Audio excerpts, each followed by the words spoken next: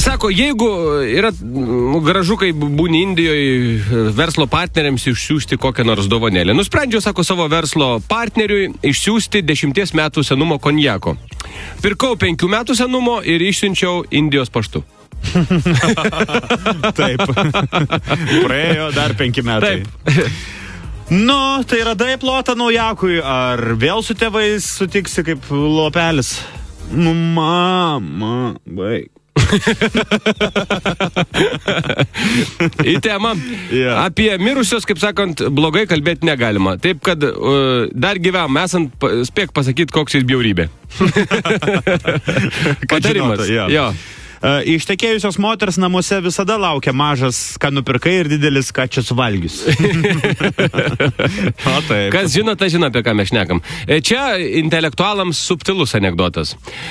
Nobelio premiją medicinos srityje laimėjo žmogus, kuris sugebėjo prikelti negyvuosius iš numirusiųjų. Už tą išradimą jam asmeniškai padėkojo Alfredas Nobelis, paspausdamas ranką. Ačiū labai. Okay. Gerulis. Ja. Dar vienas pas mane apie šaltą žvilgsnį. Jūsų, sako, žvilgsnis toks šaltas, skundžiasi mergina gydytojui. Nu, ko jūs tikitės? Mano kairė akis -2, dešinė -4. Šaltas. Ja, pažodžiu. Dabar tas, kurį aš turiu. Poelgis, bet geras. Dėmesio.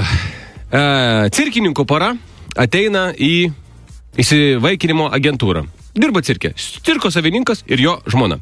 Agentūra, Taip. Vaikų teisų čia gynimo įstatymai, visa kita, yra keltas klausimas, jums noriu užduoti. Kur jūs laikysite vaiką, pirmiausia, mums atsakykite. Nu, jokių problemų. Va, pažiūrėkite, turime nuotraukas, čia yra didžiulis mūsų, va, cirko furgonas, čia yra grinai mūsų asmeniškai, va, toje fūroje, va, žiūrėkit, kita nuotrauka, matot, yra atskiras kambarys vaikui, žiūrėkit, kaip gražiai viskas apstatyta, ir klozetas, ir praustis, kur, va, yra, prašau.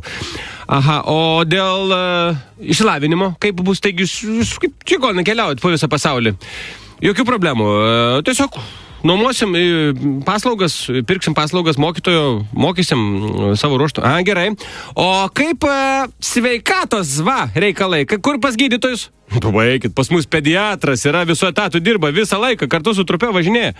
Aha, o šitągi pajamų turite? Kokį nors kvitą, kiek pajamų uždirbat? Jokių problemų, o prašom, matot, gerai uždirbam, tikrai mes labai gerai. Ir galų gale jau klerkas pabaigoje nebeturi ką klaust, vaikų teisų gynimas jau kaip ir viską patvirtina. Sako, gerai, bet, sako, čia dokumentai viskas tvarkoje, dabar apie patį vaiką. Sakykite, o kokio jūs daugmaž norėtumėte? Tie taip žiūri, sako, nu, šiaip tai mums tas pats, kad tik į patranką tilptų.